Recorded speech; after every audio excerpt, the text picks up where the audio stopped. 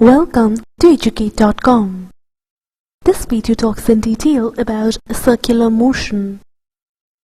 Acceleration of a body moving in a circle of radius r with uniform speed v is v square by r directed towards the center. According to the second law, the force F providing this acceleration is F is equal to mv square by r, where m is the mass of the body. Consider this as equation number 1. This force directed towards the center is called centripetal force. The centripetal force for motion of a planet around the sun is the gravitational force on the planet due to the sun. For a car taking a circular turn on a horizontal road, the centripetal force is the force of friction. The circular motion of a car on a flat and banked road give interesting application of the laws of motion. For example, consider the motion of a car on a level road.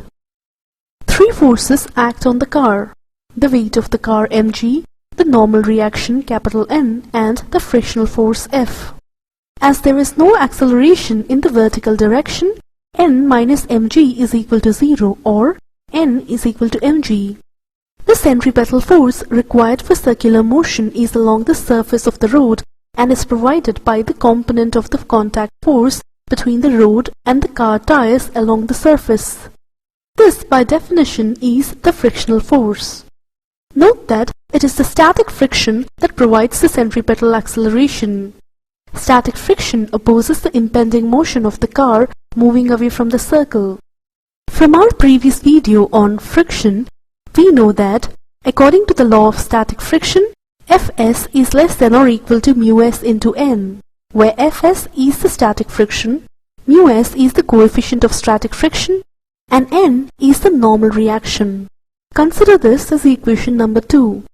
Combining equations 1 and 2, we have F is less than or equal to μs into n, which is equal to mv square by r, which implies v square is less than or equal to μs into r into n divided by m, which is equal to μs into r into g.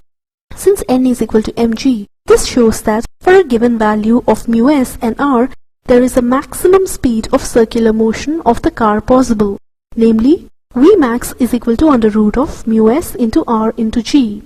Now consider the motion of a car on a banked road.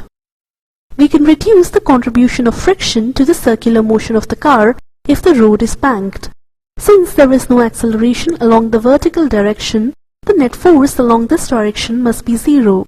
Hence, n cos theta is equal to mg plus f sin theta. Consider this as equation 4. The centripetal force is provided by the horizontal components of n and f, which implies n sin theta plus f cos theta is equal to mv square by r. But we know from the law of static friction that F is less than or equal to μs into n. Thus, to obtain Vmax, we put F is equal to μs into n. Consider this as equation 5. Then, equations 4 and 5 become n cos theta is equal to mg plus μs into n sin theta, which implies n sin theta plus μs into n cos theta is equal to mv square by r, which implies n is equal to mg by cos theta minus μs into sin theta. Substituting the value of n in equation 5, we get mg sin theta minus μs cos theta divided by cos theta minus μs sin theta is equal to mv square max by r, or on cross multiplying, we have Vmax is equal to rg into μs plus tan theta divided by 1 minus μs into tan theta whole to the power of 1 by 2. Consider this as equation 7.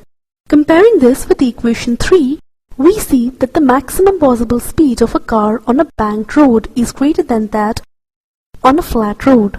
For μs is equal to 0 in equation 7, we have v0 is equal to rg tan theta whole to the power of 1 by 2.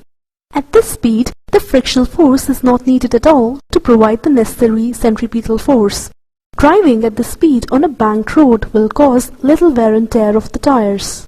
The same equation also tells you that for v is less than v0, frictional force will be up the slope, and that a car can be parked only if tan theta is less than or equal to μs.